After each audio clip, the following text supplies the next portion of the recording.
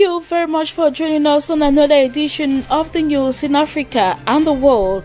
Health officials in the Democratic Republic of Congo have reported a fresh Ebola outbreak in the country's northwest. 5 people, including a 15-year-old girl, died in the fresh outbreak of the virus.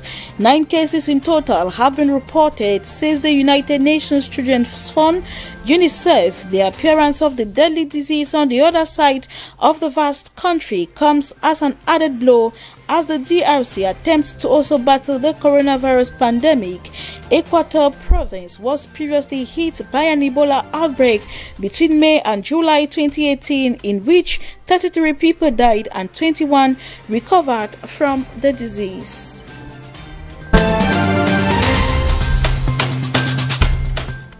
After more than 2 months of shutdown, South Africa eased its coronavirus restrictions on Monday. Moving into level 3 lockdown means millions of people are due back to work this week. Places of worship are allowed to reopen with limits on the size of parishioners, but starting schools have been postponed by a week after teachers' union complained that not enough has been done to keep students safe. Perhaps the most deeply welcome aspect of this week's changes in South Africa is the lifting of an alcohol ban. People queued in a store in Johannesburg and chanted in celebration to that which will be sold on consumption at home. The sale of tobacco products is still prohibited. Restaurants and bars are shut. The government has been under pressure to reopen the economy, which was already in recession before the lockdown began.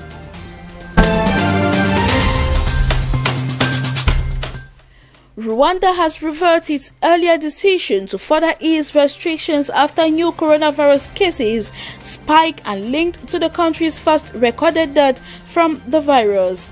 Of the 11 COVID-19 reported cases in the country over the weekend, 5 were registered in the border district of Ryuzi. The government said it would maintain ban on the movement in and out of the capital Kigali, as well as operations of commercial motorcycles, which was due to resume on June 1. Rwanda was among the first countries in the continent to impose a strict lockdown on the early days of the virus's arrival. So far, it has 370 confirmed cases with 256 recoveries and 1 death, according to tallies from the Johns Hopkins University COVID-19 portal.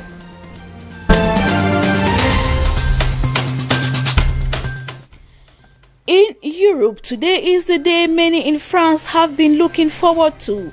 Bars and restaurants are open once more, offering a sense of normal after strict lockdown over the COVID-19 pandemic. This Tuesday begins the second phase of easing lockdown rules, so-called green zone, where the virus is least actively circulating. Parks and restaurant terraces alone will open in Paris, which is considered as an orange zone, and restriction will be lifted on travel beyond the current 100-kilometer radius restriction. Paris has pledged to allow businesses to encroach on sidewalks, streets, and parking spaces accordingly.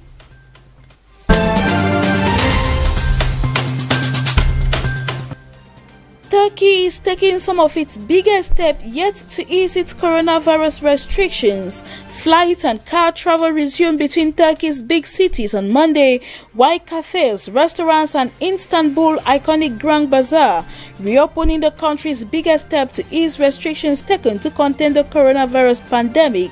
Employees of government offices and public facilities joined the many factory workers who restarted last month.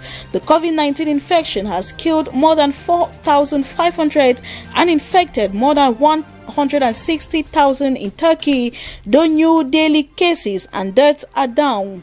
Authorities say the outbreak is under control.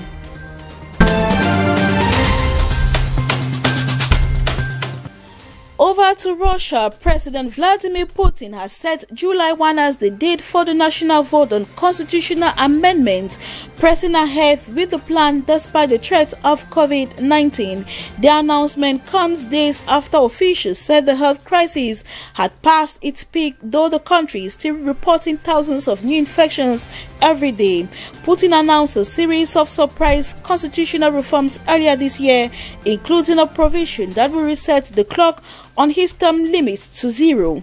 This will allow the 67-year-old to run for president again when his fourth term expires in 2024 and potentially to stay in power until 2036.